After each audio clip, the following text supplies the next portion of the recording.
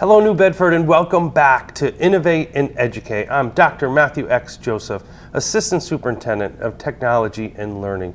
And I always love when we have opportunities to bring on some of our very talented educators here in New Bedford. You heard in a previous episode, I talked about Read Across America. I love getting in schools and reading, and shared with you some tips on things that you could do at home as well to encourage reading with anyone at home and to be that reading role model. But one of the things I have loved about working in New Bedford is I get to be a learner too. I get to learn so many new things from people who are so talented that I just want to not just keep all of that information for myself, is to share it with you and the public because of all the great work they're doing in our district. And one of those guests is here with me today. Laura Garcia is with us today to share all of her great work that she's doing. I'm always impressed to hear that what she has to share, and today I wanted to share it with you. So I was going to introduce her title, but I want her to introduce it because coming across from me, it might be different. So Laura, if you could share your current title in New Bedford School and maybe your journey to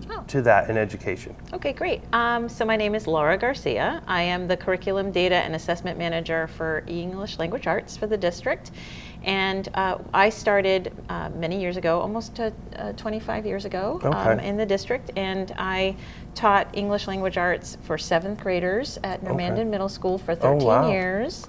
I loved teaching middle school. I really enjoyed working with middle school, but I learned that there were some gaps in some of the reading skills that students had, and that made me thinking about how can I make it easier for educators to help students that have some of those reading gaps. So then I became a literacy coach, and I was a literacy coach for 3 years, and then I became a building administrator that focused on English language arts and social studies. All at Normandan to start with. Yeah, all at Normandan.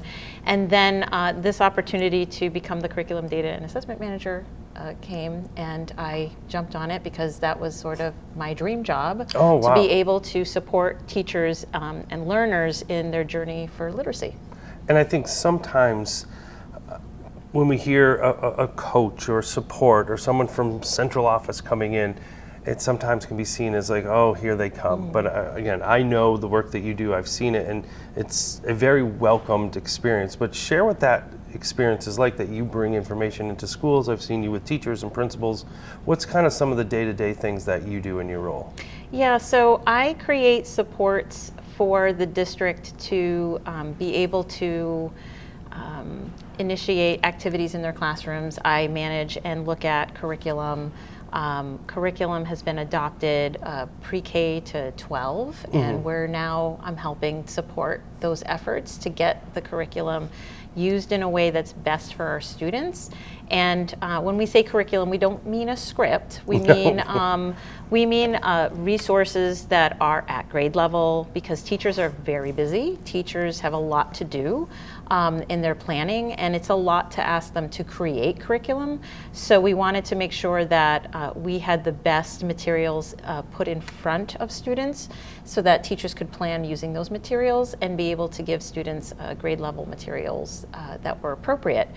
And a lot of those efforts were teacher voice was included. So teachers were asked to pilot materials. The materials are not ever perfect, but we want to get to a place where teachers have had an impact on the choices that were made. So when I worked with the middle schools, that was really my first adoption process. People before me had adopted for the elementary, but that also included teachers and families and students and their voicing. And as we continued through that process, I wanted to make sure, I'm not choosing the curriculum, you are. And so is it perfect? Not necessarily, but we're working through. And so part of my job is to ensure that as we go through, I'm supporting the work around those curriculum. That's great. And another thing that sometimes gets a bad reputation is around data. But one of the things I've seen you do magically is show the data in its kind of static form, but then bring it to life of how it supports teachers. So how can we flip the script that data is actually informing our educators on how to plan lessons or how to use some of the materials? What is some of that work that you've done? So I've been doing some meetings with teachers recently. I've been visiting schools to do this work. And the first thing I start is to tell teachers when we're looking at data that data tells a story, right? It might not tell the whole story, but it tells a story. And it's an important story that we need to pay attention to.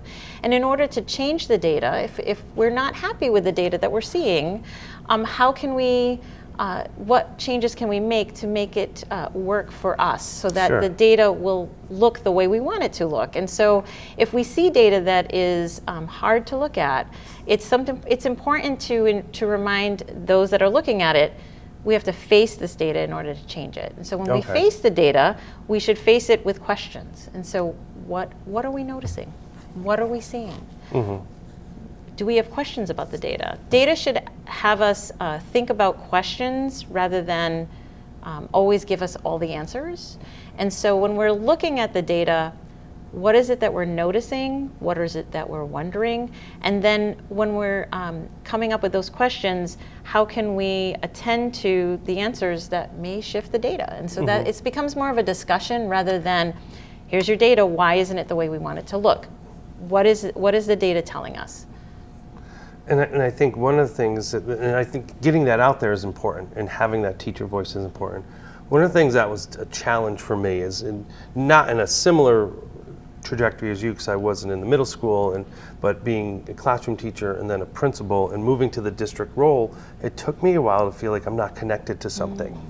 Like I lost that, like I loved being a principal and seeing the kids every day and working with teachers. And then when I went to the district role, I was like, how do I do that? So how have you kept that teacher and administrator fire when you were at Normandan across 25 schools? Like how are you working with teachers and visibility and just keeping that sense of why we went into this? I enjoy going into classrooms, visiting classrooms, seeing students working.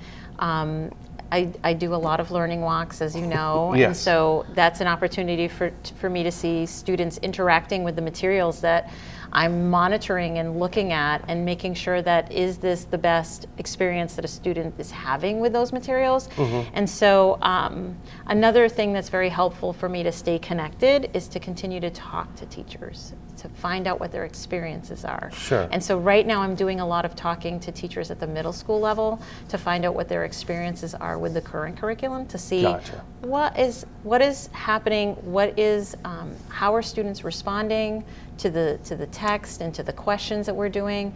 What is it that we want to, because we want places, we want our classrooms to be places that are working, that are filled with energy, but we also want it to be a place of joy. We want it to be a place where students can go to the classroom and feel like they're connected to what they're doing. And so if teachers are having a struggle making that happen, I need to hear that so then I can support them to bring that joy back. And speaking of joy, what is bringing you joy in the job? What's been really rewarding for you? Because I know, again, we go in this as teachers. We both started as teachers and had a progression up into the central office role. But what is something in your current role? Like for me, I love coming here and doing this. Before I came here, I was doing a read aloud at Taylor for Read Across. So I love being a part of that. What brings you joy and rewarding about your job? When I see that students have wonder and they're thinking about what they're reading about and they're connecting to their lives, that brings me utter joy. Like I love literacy, I love literature, I love talking about literature and analyzing literature, and I'm kind of a literacy nerd. So when I am able to interact with professionals and students and their families about literature, that brings me absolute joy. Wonderful. And another part that I love about New Bedford, I've really loved my time here, and I'm a big believer in collaboration. You know, one of the books I wrote was called Stronger Together, because I think we all have to work together. And sometimes it could seem like you're a single strand of what's, I'm just ELA focused. But you share an office with two people I've been friends with for a while, and you're also part of an OSP team and part of even a larger team within the community to help out all of our schools. How have you found the collaboration to not just say, you're only ELA focused, but we're focused on all of our learners in support and working with Bill and Emily and Darcy and Trina. Like, how's that collaboration been going? It's been really exciting to be on this team. I feel like we have a very strong team that collaborates. We talk a lot about the data across the contents. We talk a lot about the connections that we have between our content. So Bill does math, Emily does science, but we've been talking about comprehension between those three areas, and it's a thing that exists in all areas, no matter what you're teaching. And so being able to work with professionals like that has been another joy, another form of joy. It's been really great to get down and do the work with people who are passionate about their content areas, and how we all connect together is really exciting to see. And I think, I agree, and I think it's great because we learn from each other. I learn from you every time you share, talk. It's great for me because that's not something that's been a strong suit for me in my profession. So I love to learn from all of those individuals. And one of the things that has been a stronger suit is using digital learning in some lessons and work, and that's starting to come into the literacy and ELA work. How have you seen that progression, bringing in some of either the positive use cases of it and some that are overuse cases of using really technology or digital learning in ELA strands? It's interesting. So it's something I'm pondering. I think there's a lot of great things that can happen with technology and literacy. I think that there's a lot of tools that can be embedded in technology that can help students who may have some gaps that we need to try to help close. And those gaps exist when you're in the classroom, but you still need to provide access to students. So for instance, a student who may need technology to give sections read to them, or maybe certain words translated, or certain areas where they can write notes right next to the text can be helpful. I think, though, over-reliance on technology can be a bit much. Everyone learns differently. So like I prefer to read on a screen. There are those that prefer to read on a book, an actual physical book, and they need that physical book in front of them. And I think those things should be honored and explored. So there's that, right? There's that aspect. And in literacy, writing is important, right? So it's not just reading. I think that we know that there have been some concerns with AI, right? Yes, I agree. But AI can also be a boon in that it can be used. Lots of the curricula that we have not necessarily embedded throughout, but in certain areas of the curriculum, there is AI to help the teacher kind of hone in on certain areas of student writing that may need to be focused on. That saves the teacher time, right? So then they can look at it. But I have to remind the teacher that's not going to teach the student. You have to, you're the teacher. Right, so they can look at the AI, and I've seen it done very skillfully, where a teacher will receive information from the AI, internalize it, interpret it, and then be able to give appropriate feedback to the student. And so I don't think our teachers are going to be replaced anytime soon by AI. I agree with you. And I think that it can be a really great, powerful tool in the teacher's toolbox to be able to use that. So I think there's a lot to explore there. Awesome, excellent. Well, I have two more things I wanted you to share, because sometimes, as I've been in the central office side of this field for about 9 years now, and sometimes everyone asks, well, what do you do down there? What do you do? and it's interesting. So what's something that you do in part of your role that maybe somebody wouldn't know that you do? That's a good question. Sometimes I play the role of a student. When I'm looking at materials and I'm trying to figure out how the student may experience the curriculum, because I think it's really important to understand what the student experience is. So sometimes I will look at questions and tasks that I'm asking teachers to work on, and I will try to figure out what the grade level should be at and what should be expected from the student. And then I also put myself, more frequently, I will put myself in the shoes of the teacher. Okay. And I will say to myself, if I'm a teacher, how am I looking at these materials? How can this be helpful in my planning? How can I use these materials to enrich the student experience. And so that is often something I will do. And then I'm just behind the scenes, spending a lot of time like just creating structures for supporting students and teachers.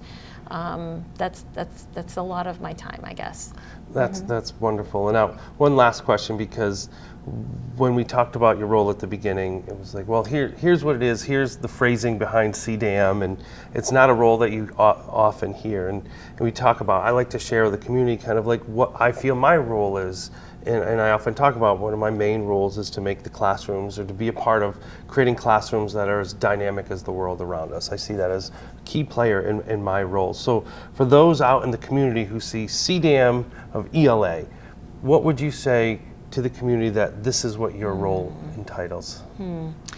I think I would say that it really is focused on helping all students be able to do their absolute best within literacy, because within the literacy world, like if you are able to be empowered and increase your literacy skills, then you have more say in the community. You have more ability to participate within the community. So having literacy skills can build confidence in making a student feel as like that they can fulfill their dreams. Like really, that's what I think is at the heart of literacy. So that's what I think about a lot. I think about student empowerment through literacy and being able to advocate for themselves and their families and people they love, and having a voice. I think that's what it's all about. Well, that's wonderful. Well, thank you for sharing your voice here with us today and sharing all the great work that you do and all the things that people don't see you do.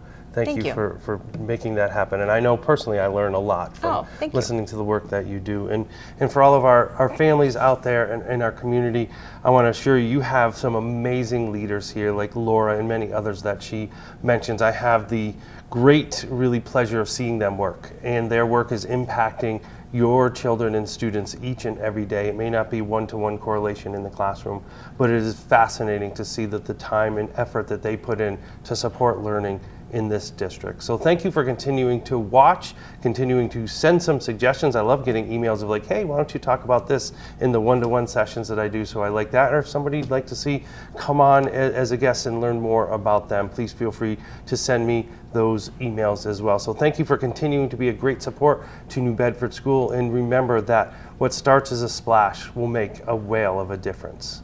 Thank you, New Bedford.